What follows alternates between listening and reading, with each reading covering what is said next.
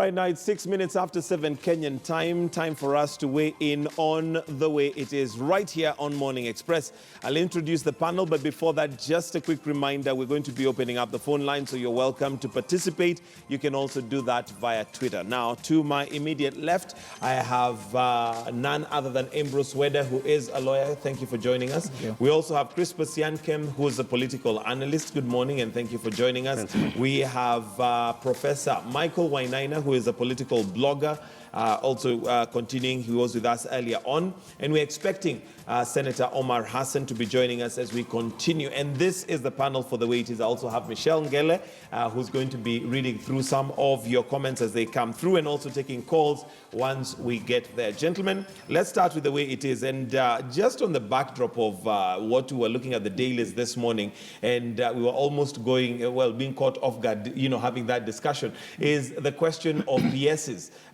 accompanying the president and campaigning. According to Manoa Esipisu, there is nothing wrong with that. And apparently, all they're doing is highlighting the successes of Jubilee. They're not campaigning. Whether do you think Manoa Esipisu is taking Kenyans for a ride? No, I don't think so. I think this is a sitting president. He's not an acting or a coming president. It's a sitting president. And part of the things that he has to tell Kenyans is that for the last 4.5 years, what has he been doing? And that is okay for the president to do that. But his CS is accompanying him for campaign rallies and speaking in campaign rallies. Yes, just listen. Okay. He is supposed to tell Kenyans what he has done for the last 4.5 years. And he then himself, the people of Kenya allowed him to select people to help him do the job. He indeed selected quite a number of men and women capable. So all he does is to carry these people with him so that when you are talking about railway, he says, okay, we have done railway, this is the policy level. Details are with Professor Wainaina. Can you tell these people, our employers, they're right here, my employers and your employers, this is what we have done. It is only that because it is a campaign time, now you think this is campaign. He has to come with his team to tell us. I'm sure there are other platforms that they can articulate and say what they have done in their ministries other than a campaign rally. Yes, there are other platforms. That's a fact. That's true. That's correct.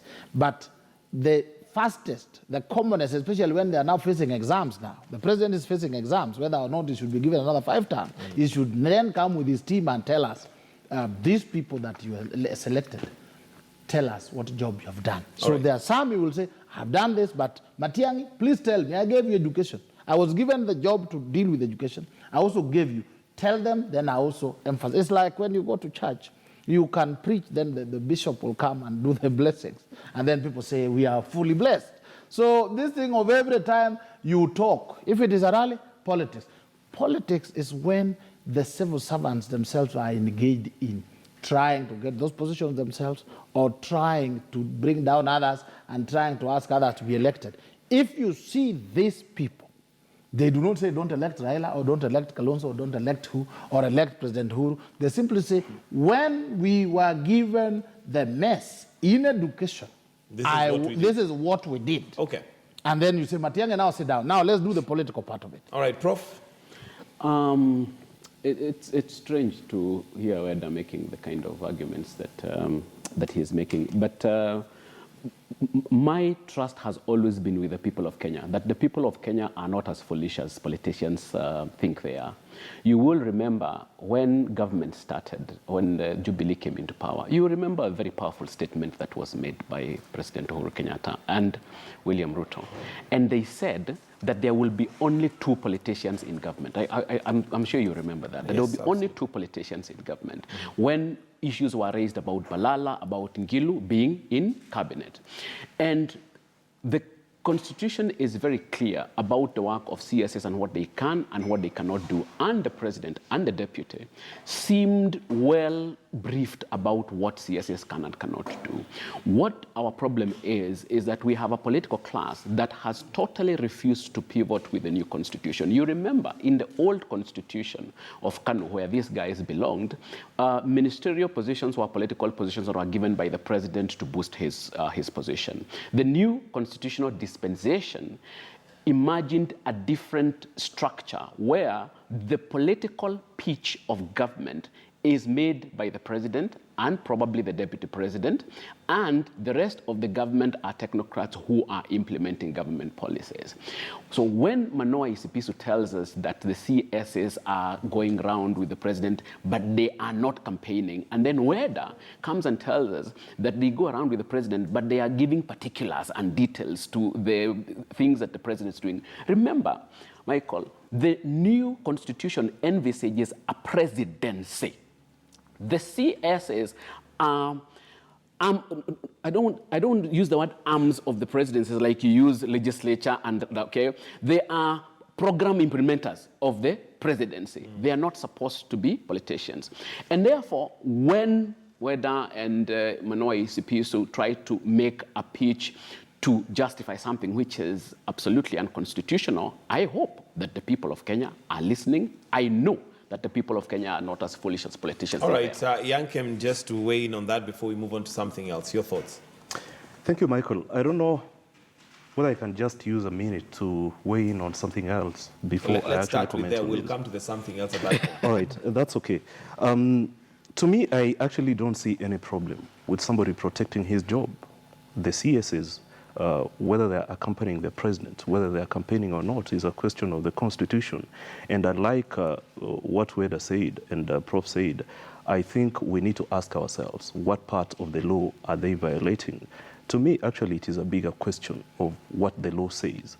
And as far as that matter is concerned, I think we need to ask IEBC what actually constitutes campaigns. Because if I'm performing my duties, never mind whether it is at a political function or not, we need to ask ourselves, how far can I go in terms of articulating the policies and in terms of articulating the mandate of the government to the electorate?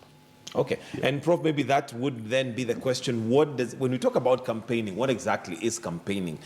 Because like Weda puts it, if somebody is there virtually just to read, this is the mandate you as Kenyans gave us, and we have done A, B, C, D. If it's the laptops, we have done, this is where we have reached. If it's maybe to do with the energy, they're saying that this is how far we've gone. What's wrong with that? This is the problem of having unsanitized politics. This is a problem of lacking decorum in politics, Michael. And that is why we want everything, even the obvious things, we want them defined, and even we want them legislated. And even when they are legislated, we do not have enough good manners in the political class for us to do the things that we are supposed to do. And so I don't know whether Jubilee wants us to now go into the details of defining what a campaign is and what a campaign is not. Point being, Michael, even if you defined what a campaign is and what a campaign is not, when you have unsanitized politics and people who are used to bad manners, they will still find ways of circumventing what is going on. What we are asking as a people of Kenya, can we have decorum? Can we have good manners in politics? Just allow me to explain. Yes, go right ahead. The Kenyan constitution, the Kenyan government is fashioned on the American concept of a pure presidential system where the president is elected and then he selects various people to help him run government. It is not that the president is the one who talks everything. There are things that the Secretary of State tells the people. This is what we have done. This is our policy on Iran. This is our policy on Iraq. That is not politics. That is not campaigning. Please, let us not define things in the negative sense. Michael, do you know that it is not very clear exactly what constitutes campaigning? And for instance, when I come to you and give you some bit of sugar and soda as part of my mandate, you know the law isn't that very clear. And this is why you see every politician right now is on the campaign trail, so to speak, because they know very well there is a loophole in the Constitution and in the relevant laws of our country that actually allow that. But at what point are we as Kenyans going to get to a point where, I'll use Prof's word, have enough good manners to respect things as they are? And I'll give an example. When we look at corruption, for example, it is not that we do not have enough laws. It is not that we do not have enough definitions, but we still find loopholes within the judicial system and people get away with it. Can I take it? Yeah, sure. The heart of man, which even God himself does not control. He can only appeal to you and say, please do this. The heart of man is deep waters, which the man himself can draw there. Until we change the hearts of people, until the people themselves change their hearts, there will be corruption. This thing Professor calls manners. Decorum. Decorum. Okay? Until we reach a level where politics is like, I don't know, even in church it is there, people fight over it. So you don't have example. Until we reach that level of decency, people will interpret their mandates in a way that helps them to fulfill their plans and desires. So as a cabinet secretary today, if I'm a cabinet secretary, I also wish to be cabinet secretary after August elections. So what do? Naturally, it would be to help the sitting president to be re-elected. How will it be? I will go and explain how now Unga will be 100 shillings. I'll tell the people how I'm doing my mathematics and the treasury. That is not campaigning, Prof. That's not indecency.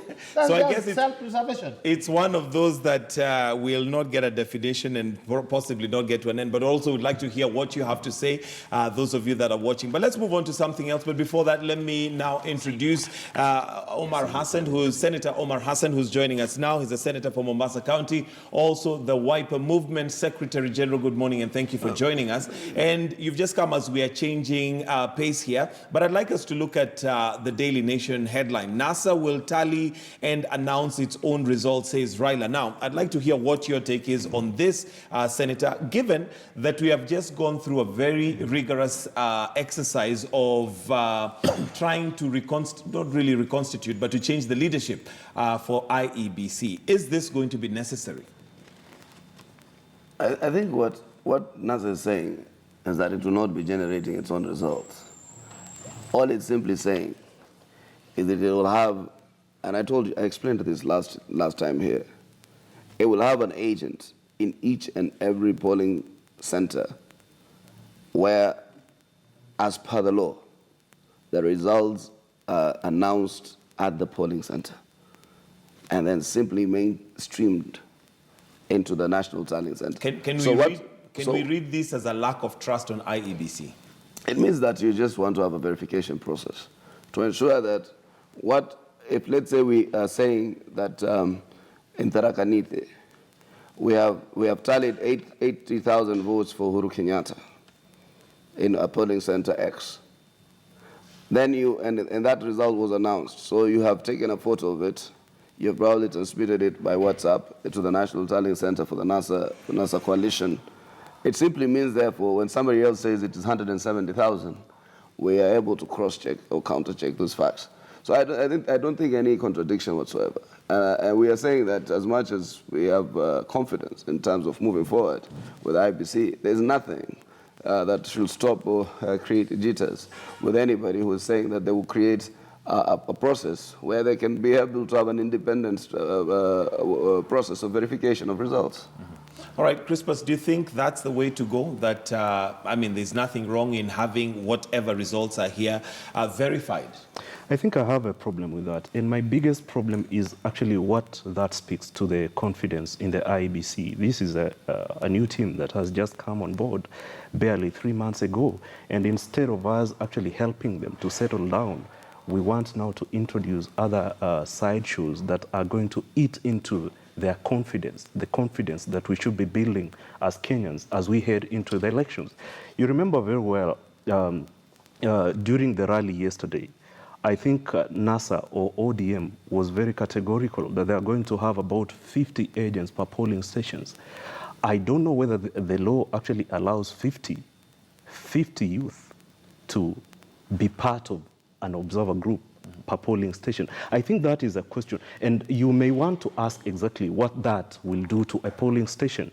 I think the mandate of IEBC is very clear. And Ambrose Weda and my brother Omar Hassan ought actually to help this country move forward. But having said that, I think I have a problem again with the way NASA is conducting its affairs.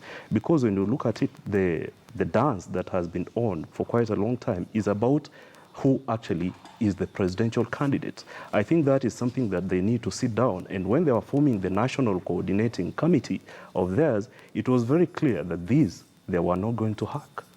Yeah. All right, Weda. I think the Kenyans should call in the NASA bluff. They have perfected the art of dancing, but this one they're talking about having agents in every polling station. We can call that bluff, because I know they are so disorganized. They will not be able to do that unless they will just be cooking results here and there and then announcing themselves winner. There was a question which was asked in this program the last time. Suppose their tally says they are losing and the IBC tally says they are winning. Will they abandon their tally and say, we refuse what the IBC is saying and confirm that we are not winning? You see, the hypocrisy you can see in this is just try to disparage IBC, that you're incapable, you want to steal for NASA, you want to steal for Jubilee, you want to do this, so that they create chaos. But if it was well-intentioned, every agent, every candidate should have a way of counting his or her votes. I know even the observers, the international observers, they also have something like independent way of verifying, so that they have the tally and they can give their report. So it is not something that we need to weep over or pray over honestly, that, oh, NASA have announced they will do their own tally. They are free to do their own tally. It's very normal for a candidate to do that. And then what we will make sure they also accept is that the official tally is that from the IEBC. Okay. And let it not be that if the one from the IEBC shows they are losing with the 2 million votes, then they crook their own and then they announce and say we are winning, so as to cause chaos in the country. If it is an intention to just verify, good. But if it is to say that if we lose, there's theft, that one we are watching and we are waiting for you. Two things, Michael. Number one, if it's a question of verification of votes, tallying, that has already been happening. I don't think that this is something new that NASA or CORD or ODM is introducing. That is something that they have been doing, and those are some of the figures that they used to dispute the 2007 elections and 2013 elections. So that has been happening. What we are talking about here are people who are now escalating this private tallying into a parallel system where they will announce their own. That's what the headlines say. They didn't say that they will verify. They said they will announce their own results. The final arbiter on the matter of elections in this country is the IEBC. Anybody else claiming that they can announce parallel results, that is illegal. It should not happen. But we have an IEBC, Michael, which seems either reluctant or unable to stamp its authority on these matters. And if the IEBC does not do that, I see ourselves sliding down a very dangerous path while IEBC watches. All right, Senator Omar Hassan, I guess... those they are the opinions, as I said. There is no system that is perfect. The criticism or the feedback is acceptable. But you see, the problem is we are the ones who are having our elections stolen. So we have also a duty to ascertain ourselves to the accuracy of the results. So I don't see any harm whatsoever for us to have our own tallying center to be able to verify results that are announced at the respective polling centers. All right. So, I guess we'll move on from that. And now, Senator Omar Hassan, something that has been on the headlines for the last week or so is the NASA unity. And one of the questions we're asking Kenyans today is whether they think that NASA unity is going to hold or it's going to fall apart. But before maybe you weigh in on that and let us know what is happening in NASA, let's just listen to some of what has been happening specifically in Wiper Party. And of course, with Kalonzo announcing his presidential, being the flag bearer for Wiper Party, of course, and that is natural. But let's listen into what has been happening. Then maybe we can weigh in on what is going on at NASA.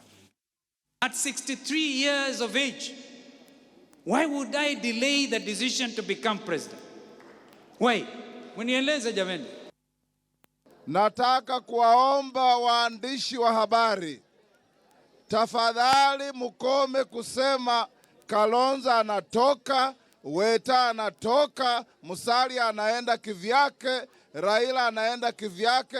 Kama hatutaki kukaa pamoja, tunafanya nini hapa sisi zote? All right, we also have the soundbite where Nyenze was basically making a declaration and saying that if it's not Kalonzo Musyoka, then they would rather go it alone. Senator Omar Hassan. I think, you see, yesterday, everybody, I saw it in the ODM rally in Kibera. Literally similar assertions were made, which Nyenze made. This hypocrisy that when Nyenze says it, the opposition is about to fall apart, is a system that is skewed to an opinion that is to a dominant or one narrative. So I think, therefore, the people actually who are the threat to the NASA coalition are those who want to read anything sinister with what Nyenze said. In fact, what I'm saying is there is a point at which we believed Nyenze might have gone overboard. There was really no reason for him to call the NASA a Nyanza Super Alliance. There was really no reason for him to say we were going to bolt out. But the truth is, we passionately, every party has been passionately advocating for its own candidate. So therefore, I think to try and make it appear like when it is said by Nyenze, and you know who communicates on behalf of these parties. So when you make it appear like when you say it by Nyenze, then something is amiss.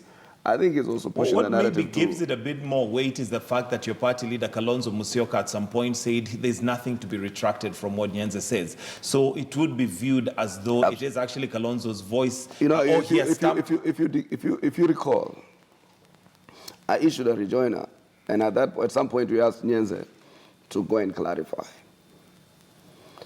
Further discussions. In fact, that day we were at Ole Sereni, that very evening.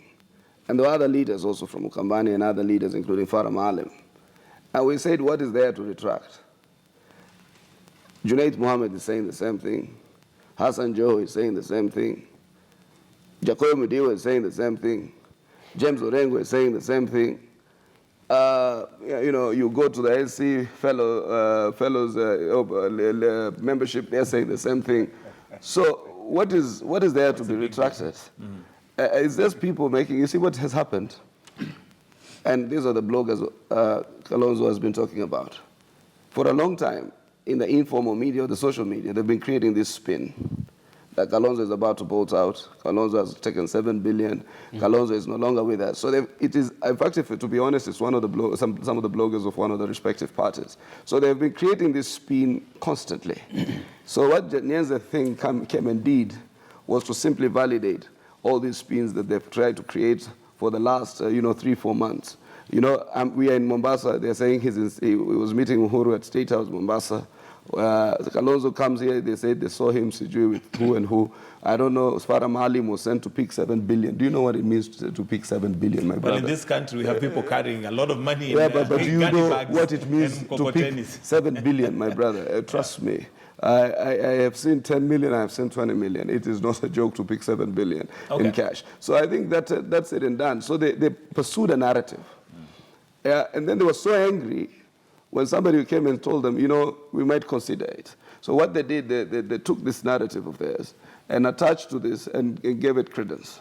So I think none of these core principles is foolish enough to imagine that they can make it by themselves. All right, I'll come to you, Prof. I know you want to say something there, but let me hear from Weda. And the thing is, what is this big deal of Jubilee trying to find out who the flag bearer is? After all, if NASA stays together, like they have previously said, whether it is Wetangula, whether it is Kalonzo, whether it is Raila, any one of them is as good as any. No. Why we want to know the candidate is so that we finalize on how we are going to defeat them. You get it? The way you arrange to defeat Raila is different from the way you arrange to defeat Wetangula, is the same way you arrange to defeat Honorable Kalonzo. Once you have, let's say, Honorable Raila as the presidential candidate, he will have to select running mate. And in this case, if he elects Kalonzo, we will then go down to Western and say, you are two gentlemen, just missed it. They are going into the oblivion for 20 years. That will be the battleground. If they leave Honorable Kalonzo, then we will be in Ukambani, battleground. So that is why we want to know. If they leave Honorable Raila, we will be in Nyanza saying, you see, we told you all this was a ride. So that is the dilemma in their camp. And tayari wamenasa Honorable Kalonzo. But one thing I would like to tell Kenyans, in my study, one of the politicians that I know is firm is Honorable Kalonzo. It is only that when he talks, people don't listen. They ignore him until it is too late. Let me give you 3 examples. When he was with Moi, who made him? And President Moi selected our current president as the candidate. And he kept on telling, this one I will not accept. But everybody believed, oh, that one is a weakling. Moi will put him back into the line. Eventually, he came out. Secondly, in 2007, he kept on saying, I will go to the ballot. I must go to the ballot. ODM Kenya is ours. And it was ignored until it was too late. This time he's also saying, the blood is feeling it. And I'll be there. But because they'd never listened to him, they keep on ignoring him until it will be too late. It is not about Jubilee buying him or giving him money, but we are pleading with him. Let him come this side so that we form a quick government. And then thereafter, I can see how he will be president 2022 or 2027, 2032. He is still energetic. Like these people have introduced him into the dance. A man who was good. Now he's dancing aimlessly everywhere. All right. We want him to come. Prof. It is strange that I find myself agreeing with Weda on the fact that Jubilee is desperate to know who the presidential candidate is. And I have said that it is within NASA's interest to keep that decision for as long as it is possible to keep that decision unmade. Even if they agree on a presidential candidate today, the unveiling of that presidential candidate should be very strategic, so that they shouldn't rush just because they have a presidential candidate. The decision of who the presidential candidate is and the announcement should be taken as a matter of political strategy. That once they have finally resolved their problems and they have picked a candidate, then how are they going to use that as a political strategy to undermine Jubilee strategy? I can understand why Jubilee is anxious to get to know who the presidential candidate is. NASA should milk that for all it is worth and delay that for as long as it is possible. But coming back to Omar and listening to the way Omar speaks, and Omar is a diplomat in the way he deals with these things, and that is why whatever you're going to hear coming from Omar in relation to Wiper is going to be politically correct. You will never hear Omar doing Anyenze. If Anyenze needs to be done, then Anyenze will have to be found because Omar cannot do Anyenze. What Omar is telling us is that there is trouble in the house of NASA, and that the trouble is not even coming from Jubilee. The trouble is coming from among themselves. There is hypocrisy. There are people who are undermining others. There are people who are making it impossible for that space to accommodate voices which are not their voices. And this is how it starts. Remember, ODM was one of the biggest movements in this country, especially in 2007. Today, it is a shadow of its former self. And the people who have left them have made the same accusations that Omar is making, that you are doing business with hypocritical people, you're doing business with people you cannot trust, you're doing business with disorganized people, you're doing business with dictators, you're doing business with people who do not admit other voices and who demonize other voices that are not theirs. It is the same thing that you're hearing from Omar, that we find ourselves in the same problems that many other people have found themselves in. Whether they are going to resolve those problems or not, I do not know. I wish them well.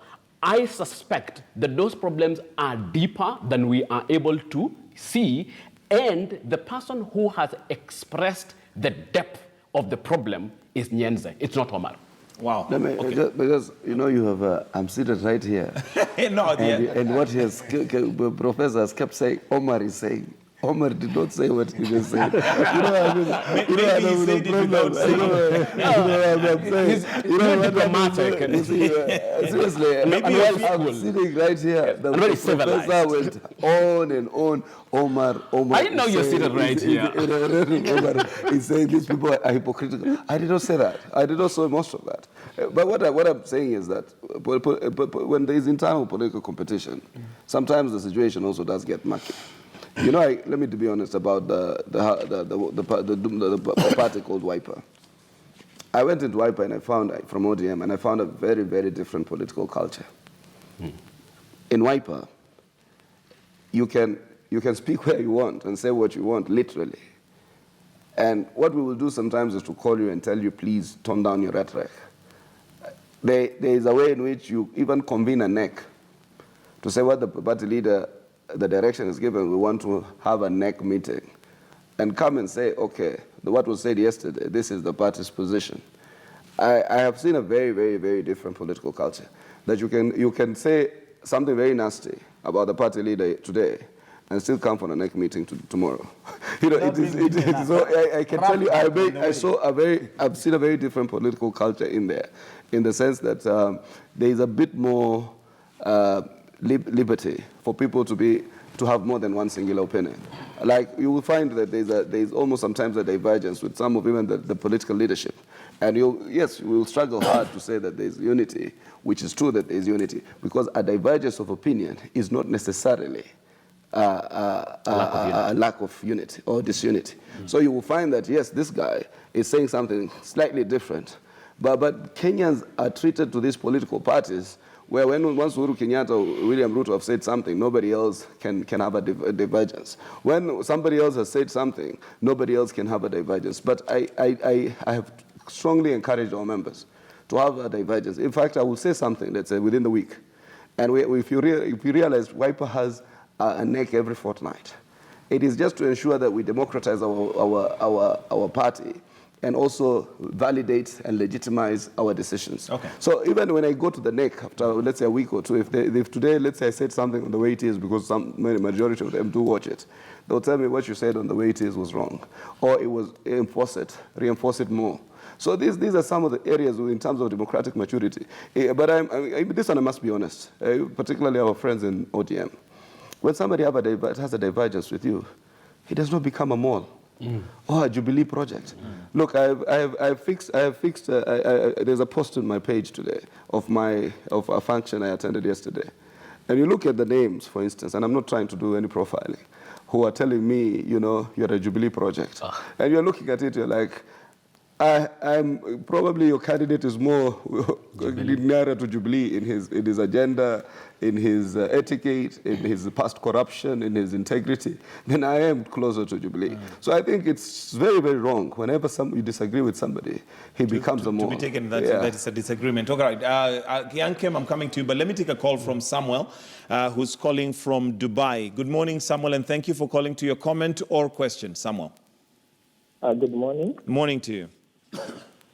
My comment, I just want to comment about Kenyan politics. To comment about? Kenyan politics.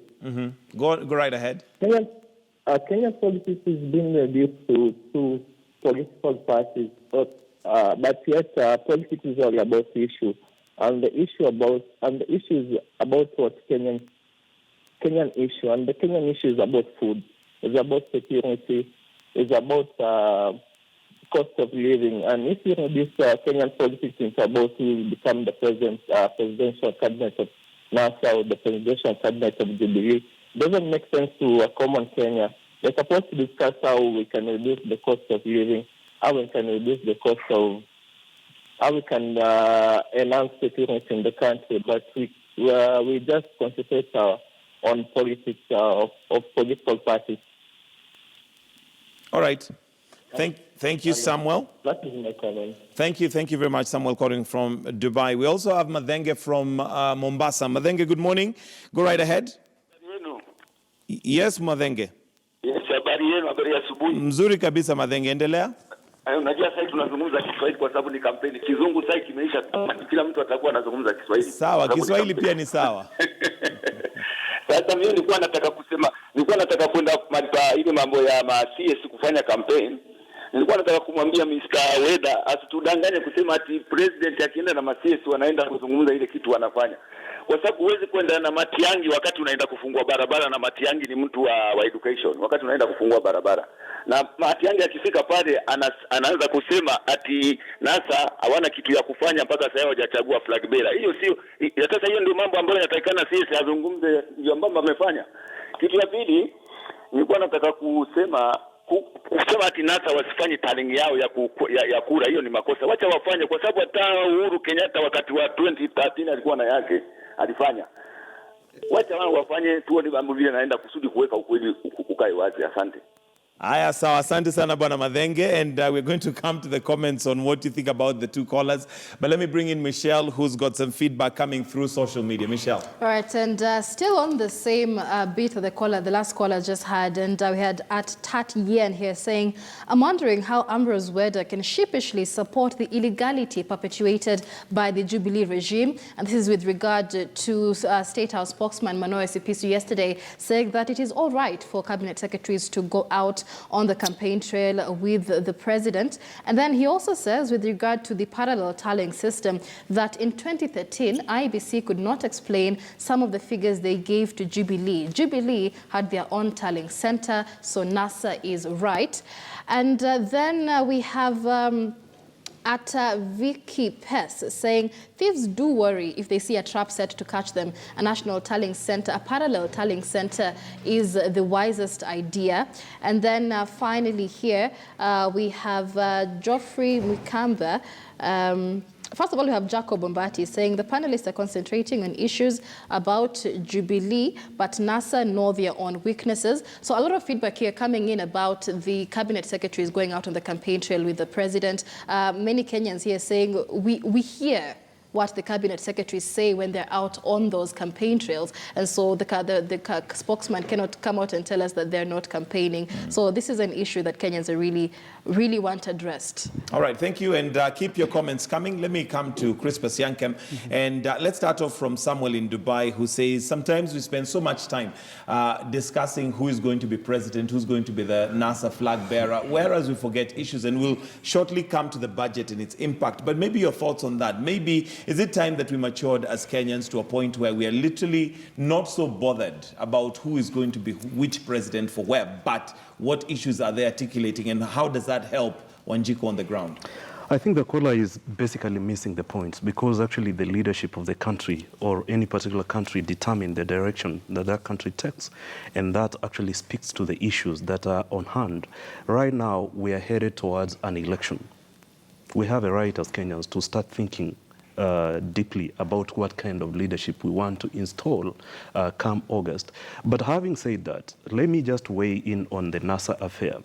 I think whatever we are seeing right now is the same script that was there in 2007 when Kalonzo Musyoka, opinion pollsters were actually indicating that Kalonzo Musyoka was the favorite. And you remember that particular time Raila Odinga came out and said that leadership is not about how beautiful you are or how handsome you are. In 2013 and 2017 right now, I think it's a bit different because opinion polls are indicating that Raila Odinga within NASA is actually the favorite candidate. Let me say this, Michael. When somebody comes into your house, or visitors for that matter, and you exit towards the kitchen in an attempt to start now preparing a meal, people now start thinking that the job is going on in the kitchen. But when they realize that 2 hours, 3 hours, you've not emerged with the food, they start now wondering. Three things are possible. Is the fire out? Or has the food burnt? Or have you decided now to start eating food from the kitchen? That is exactly what is happening in NASA. Their supporters are asking exactly what is happening in the kitchen. And this is why I say that the National Coordinating Committee has the mandate of telling their supporters exactly what is happening in the kitchen. And when that committee was appointed, let me just go back to my earlier remarks. It was very clear that this team was incapable of resolving the dilemma that is facing NASA now. it is incumbent upon the four principals to step in and exactly resolve this matter. I totally disagree with Ambrose Weda and Prof when they say that the timing is not right. Let me tell you, the more they continue waiting, the more Jubilee continues eating into their support base.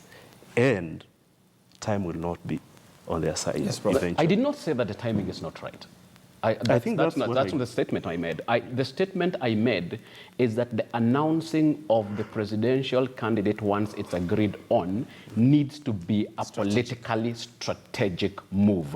I did not say that I didn't talk about timing. So if announcing immediately is a political strategic move, if announcing tomorrow is a politically strategic move, they can do it. If announcing it in May, end of May, is a politically strategic move, they should do it. My point was the anxiety that Weda was talking about that is within Jubilee, because, like Weda correctly said, the Jubilee strategy will be informed by who the candidate is. And therefore, there is an opportunity for NASA to make that a politically strategic decision. I didn't say that it's not. Let me. In fact, you see how bad it is, Professor, when somebody says something you've not said next to you.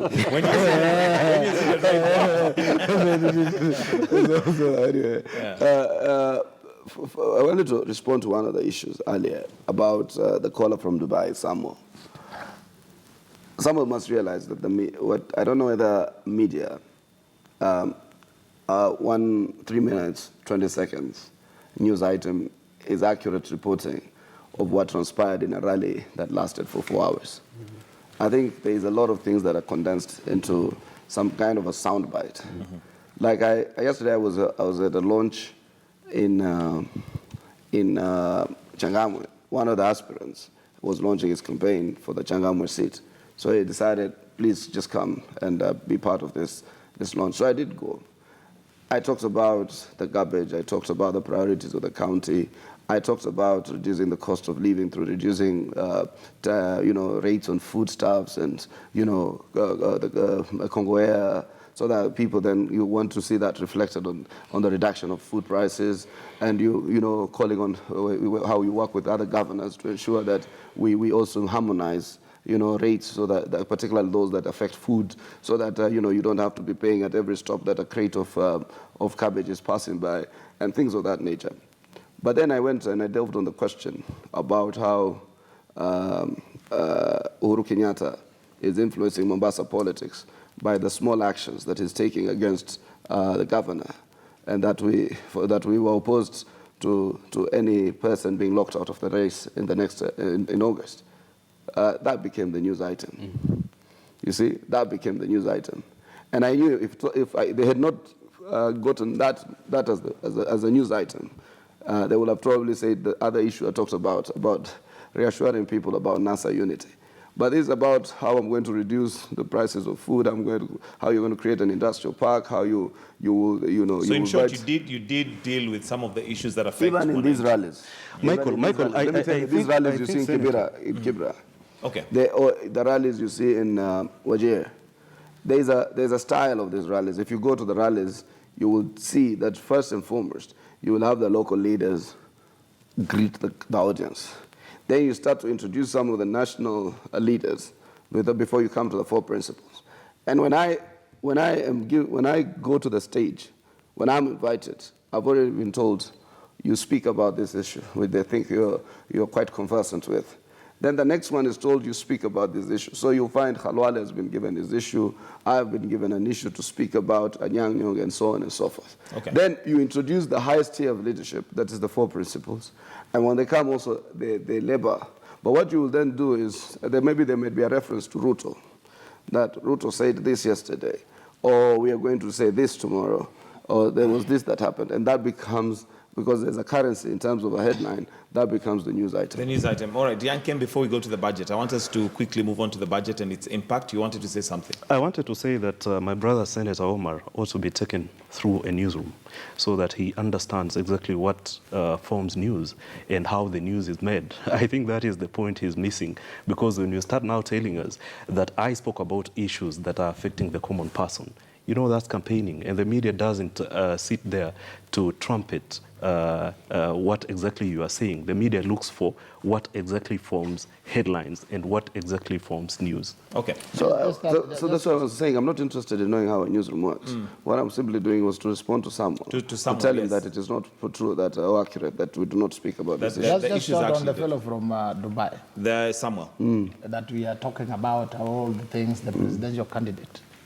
I trust he's almost our age and he lived when Amin was alive. He should go and read his story of Amin. Then let him go to Zimbabwe. Again, read what is happening there. Then let him go to South Africa and see what Zuma is doing there. Then he will know that the president counts, and that's why we want to know who among the four All right. dancers. Time may not allow us to continue with that. Weda, I'd like to know your thoughts on the budget that was read on Thursday and possibly the impact. I think the budget was fairly good. Last Saturday, I went to buy unga and I found it was 150. I was myself very surprised. 150, but the chapati unga was 112. Very surprised, and I think it is timely that the cabinet secretary took action. In fact, unga in this country, flour, the maize flour should be below 100, 80 shillings, 70 shillings. So he took timely action, and they should move very fast to import unga. The budget itself was fairly well balanced, fairly popular on an election year. It was relatively an election budget. But I also wish that the cabinet secretary should look into the debt. With my basic middle economics, we need to look at it and see how we cap it.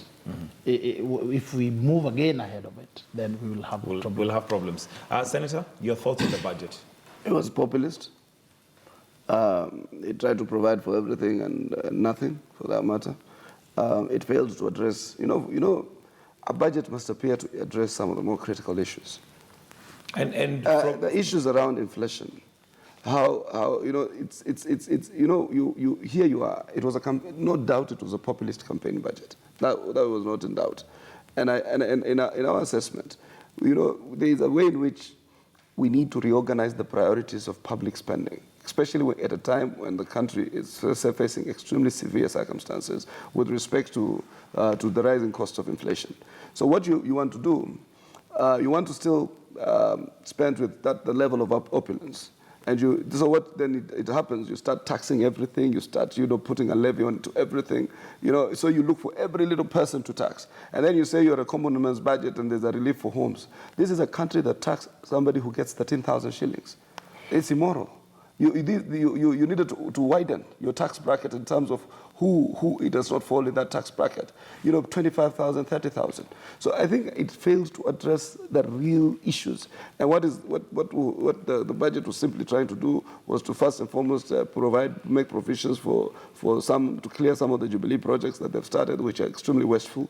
It was to be populist in some arena in terms of trying to give everybody something so that they can go now during the campaign and say how they've provided for you. And briefly, because we are just winding up. Very briefly, I don't know, Michael, that there is anything that the Jubilee government is going to do this year that will not be called campaigning. Even if Uhuru coughs, they will say that he is campaigning. Even if he takes breakfast, they will say that he is campaigning. So I'm not surprised, and it's cliche to say that the budget was a campaign tool because a budget must be read. There is no way it cannot be read. So saying it is campaign, it's cliche, but also Duale on today's standard saying that the budget will transform lives is overstating. Yeah, it's overstating what a budget can and cannot do. Crispus Yankem, very briefly, your thoughts on the budget? True, I agree that the budget was largely a campaign budget, but that is understandable. Exactly what should Jubilee be doing at this particular time? My concern is what policies are being put in place in order for us to tame the politics of Ugali in this country, because that is important. All right. Thank you very much, gentlemen. That's where we'll have to wind up the way it is. Senator Omar Hassan, Senator for Mombasa County, also the Secretary General for Wiper Movement. We also have Professor Michael Wainaina, who's a political and educational blogger, Crispus Yankem, who is a political political analyst. And last but not least, we have Ambrose Weda, who is a lawyer. That's the way it is. This is where we're going to wind up the way it is. But do stay with us. Those of us on KTN Home, we change over to Life and Style. Those of us on KTN News, we've got some news updates coming up. And then later on, we do have your sports chat.